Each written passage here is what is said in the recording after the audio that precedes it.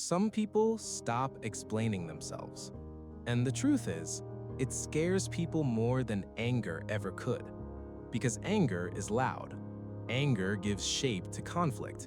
It tells you where you stand. But silence makes people wonder what changed. Most people assume that those who stop explaining are cold, distant, arrogant. But that assumption is usually wrong. They didn't stop caring. They stopped wasting energy. At some point in their life, they explained everything. Their feelings, their decisions, their boundaries, their intentions. They believed that if they were clear enough, calm enough, and patient enough, they would be understood.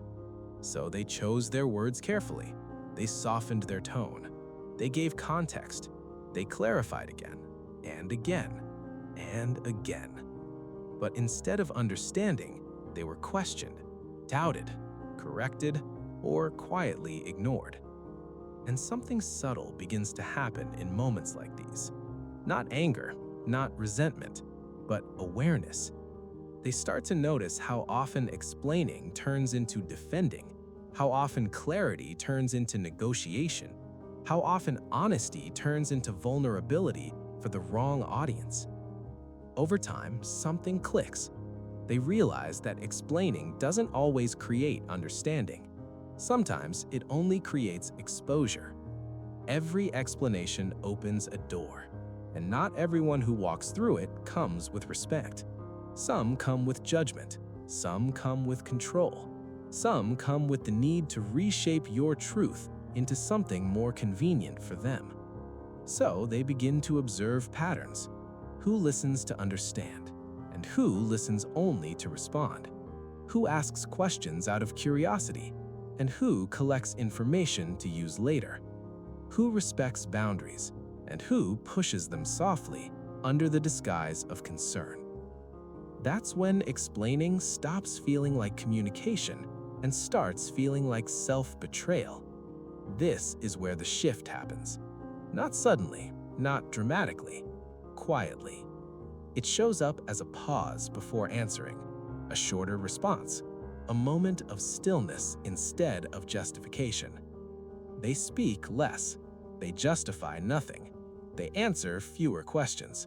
Not because they have nothing to say, but because they learned who doesn't deserve access. Silence becomes a filter. Those who genuinely care lean in. They listen closer. They respect the pause. Those who seek control feel uncomfortable. They push harder. They demand explanations. And those who relied on your openness to feel secure suddenly feel lost. That reaction tells them everything. This isn't emotional coldness, it's emotional precision. They learned that not everyone needs the full story. Not everyone deserves context, and not every misunderstanding needs correction. Some people misunderstand you on purpose, because misunderstanding gives them leverage. It gives them space to judge, manipulate, or dismiss without taking responsibility. So instead of exhausting themselves, they step back. They stop over-explaining. They stop defending. They stop proving. And what remains is calm. Not the calm of indifference, but the calm of someone who finally trusts themselves. They no longer ask, "Did I explain this well enough?" They ask, "Is this person actually listening?" And if the answer is no, silence becomes the response. That silence feels heavy to others because it removes their leverage, it removes their access, it removes their sense of control. But for the person who stopped explaining, it feels light, because for the first time, they are not negotiating their existence. They are simply present. Not closed, not distant, just clear. And here's the part most people don't realize. This silence isn't permanent, it's selective. The right people will hear everything even without words. The wrong ones will feel the distance immediately. And that's exactly the point.